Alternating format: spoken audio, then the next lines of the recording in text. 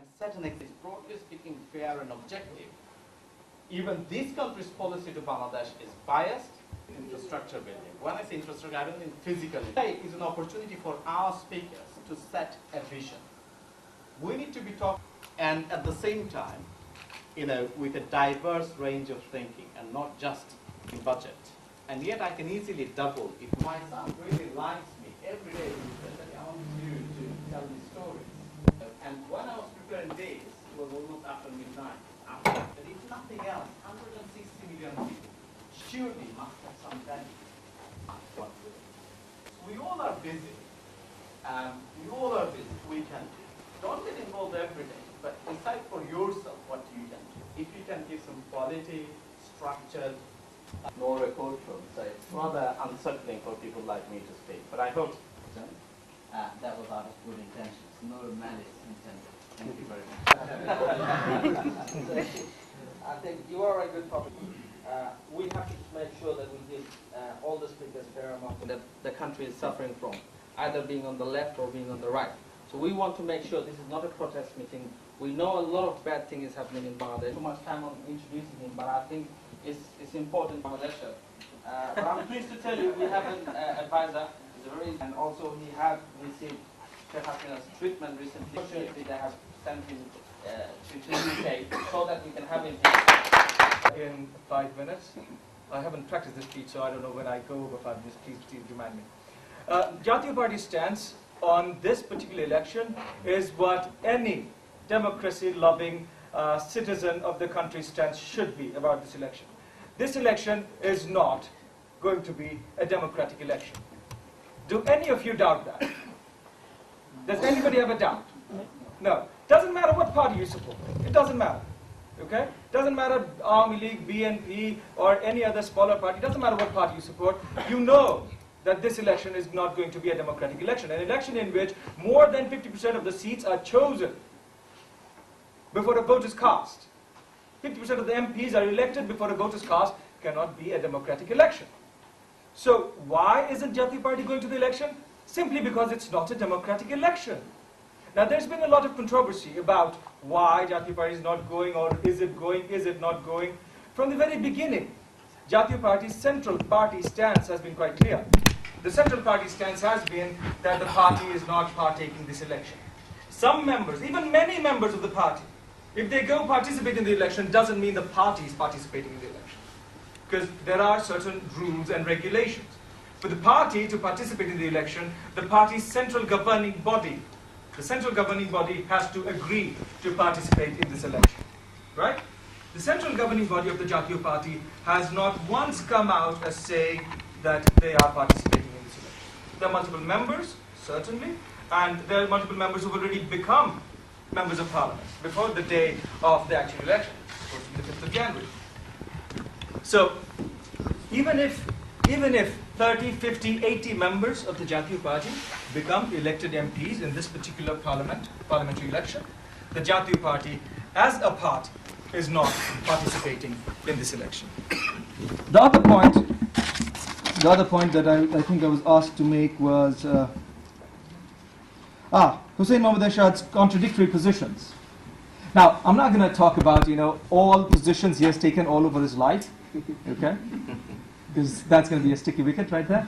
But I'm going to talk about this election. And as far as this election is concerned, from the very beginning, he has said he's not going to participate in an election that's not all-inclusive and not free and fair. Now, the definition of free and fair can be very difficult indeed. So let's keep it simple. As far as free and fair, we are talking about an election where all of the major political parties are taking part, where every voter feels safe to go and cast his vote, and no party is going to argue that there was massive rigging or any other sort of untoward incidents or whatnot related to the election. Okay. So the first and foremost, the most important point becomes all-inclusive, everybody participating. And when the BNP chose not to participate, because we did go into the interim government, and that's where the whole flip-flopping issue came up. Him, making contradictory statements. The point is, Hussain Mohammad Ershad never made a contradictory statement. He said, we are going to go, and relating to this election, he didn't. Relating to this election, he didn't. And so he said, we are going to go and take part in this interim government. Why? Because if we do, maybe we can give democracy a chance, maybe BNP will be motivated by our joining the interim government and how we are treated in the interim government by the Army League, and the BNP might come in as well. The 2nd of December was the last day to file nomination papers. On the 2nd of December, on the afternoon of the 2nd of December, when BNP leaders, the BNP leadership did not file any nominations, it was clear that it was not going to be an all-inclusive participatory election.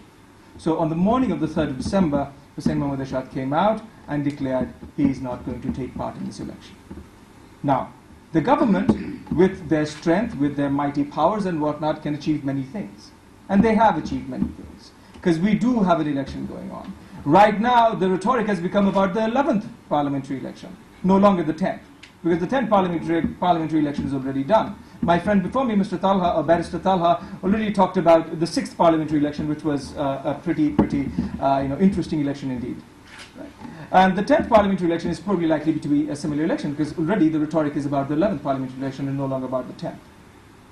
But the Jatiya Party stance about this 10th parliamentary election has not changed. Just because the government has used its power to entice a few people, lure a few people from the party to participate in the election, doesn't mean the Jatiya Party has taken part in the election.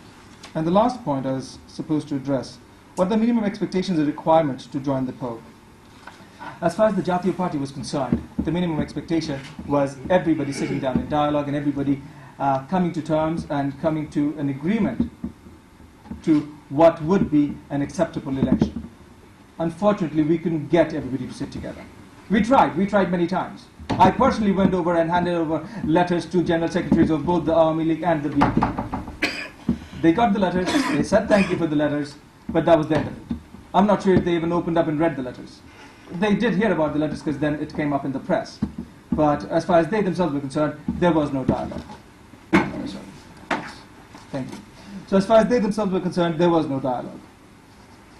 And even now, there is no dialogue. I mean, we hear that people are talking, the Assistant General Secretary of the UN went and visited. He was supposed to spend 3 days there. He ended up spending 5, I think. And he did get the General Secretaries and some of the senior leaders to sit. But at the time of Taranko's leaving, when the conversation I had with him, he said, there is hope. At least people are sitting. But have you achieved anything? No. And so that's where we are. That's where we are. We need for democracy in Bangladesh, to establish democracy in Bangladesh and for democracy to survive in Bangladesh, we need the parties to start a dialogue. We need the parties to come to terms with what kind of an election would be acceptable to them, and then create that sort of a platform. Because every 5 years we get the same problem. Every 5 years everybody starts saying, we don't want a caretaker government. 5 years ago, the Army League wanted a caretaker government, the BNP didn't. And then the Army League wanted a caretaker government that was well accountable, the BNP didn't. Back in '96, the Army League wanted a caretaker government. All of the rhetoric supporting a caretaker government came from the Army League back in '96. Fast forward to 2013, and all of the rhetoric supporting a caretaker government is coming from the BNP. We're seeing exact same statements. Exact same statements, just from different groups of people. So can you clarify what you mean by caretaker government? The system of caretaker government that we used to have, that the 15th Amendment took out of the Constitution. So in the detail, I'm not aware of what you mean by caretaker. Oh, it's an interim government that's not part of the elected government. Okay? So the president, does run the state, but the functions of the state are run by people chosen who are chosen as non-political people, technical people. So that's the caretaker government system that we have. And so, if both the parties have a problem with the caretaker government, depending on who's in power and who's not, then certainly we have a problem with the system in place. So what we need to do is come up with a system that's acceptable to everybody. It doesn't matter if they're in power or not. And as a party that has not been in power for 23 years, the Jatiya Party has tried to provide solutions. Unfortunately in our country, do I have time? Yes. Unfortunately in our country, the other two parties, they always get stuck in their own stance. I'm not blaming them for it, because everybody does it. Maybe if the Jatiya Party came to power, they probably would do the same thing. So I don't know. Okay, but we do have that, and we need civil society. We need experts. A lot of people who are probably sitting in this room. The people with the knowledge, with the ability maybe to sit down, brainstorm, and come up with the sort of solutions that would be acceptable to everybody. But we need to start doing that.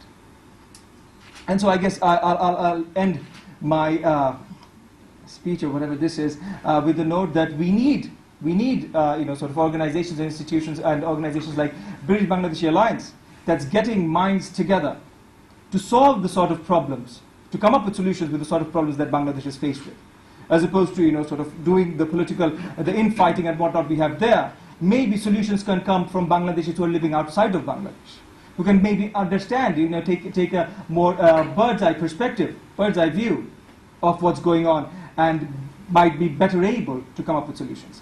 Thank you.